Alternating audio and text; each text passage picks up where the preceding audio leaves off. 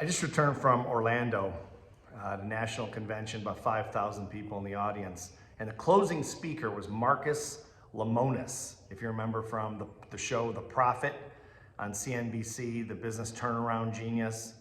I've always admired him because as someone who's done corporate turnarounds I did them for 23 straight years in big companies. I watched that show and watched him turn these small businesses around. I learned a lot of things, actually used some of the strategies. So I'd never seen him speak before. And I gotta tell you, I was blown away, but not probably for the reasons that you might think. Certainly he's one of the most successful people in America. He didn't want to talk about money. He didn't want to talk about success. He didn't want to talk about a show. He has a new show coming up, something about renovation on CNBC. He didn't want to talk about that either.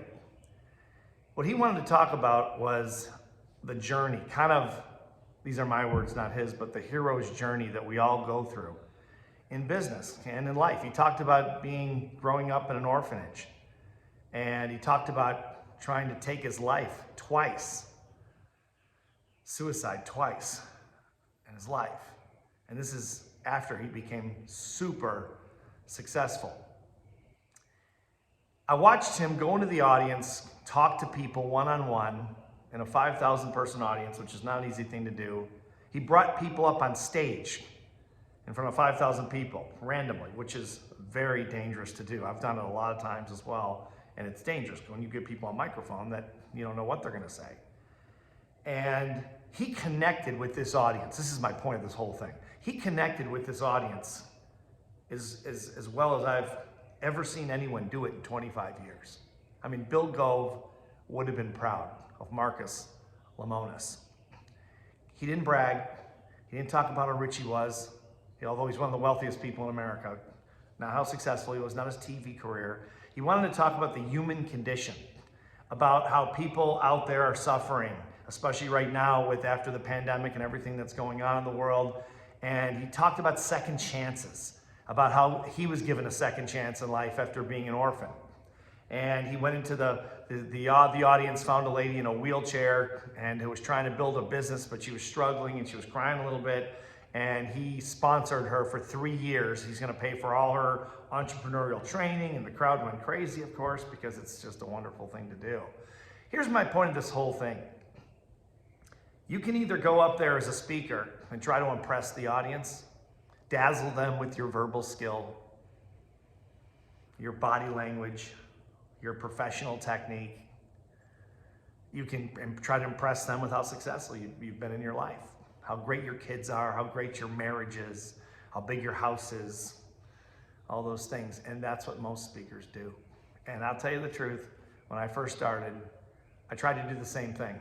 It comes out of an inferiority complex, and I think all of us have some level of that at points in our life, maybe at all points of our life, I'm not sure. But the bottom line was, you can either do that, or you can do what Marcus Lemonis did. You can connect with people. You can be a human being. Not this speaker on this bright stage, and it was one of the most beautiful stages I've ever seen in 25 years of being a professional speaker. Just gorgeous music. It was a multi-million-dollar production, no question about that. He could have played it up big, and I'll tell you, it would have been tempting to do that as a speaker, even for me, after doing it for a long time. But he didn't. What he did was what the pros do. What Bill Gove taught this industry. He connected with people as a human being, not as a speaker in an audience, but human being to human being, talking about second chances, talking about easing suffering, talking about trying to stay positive in your life and how difficult it can be, talking about how when you're an entrepreneur, a small business person, people don't understand you a lot of times. They think you're weird, or they don't understand why you're going down this unconventional path. Why can't you just get a job and be normal?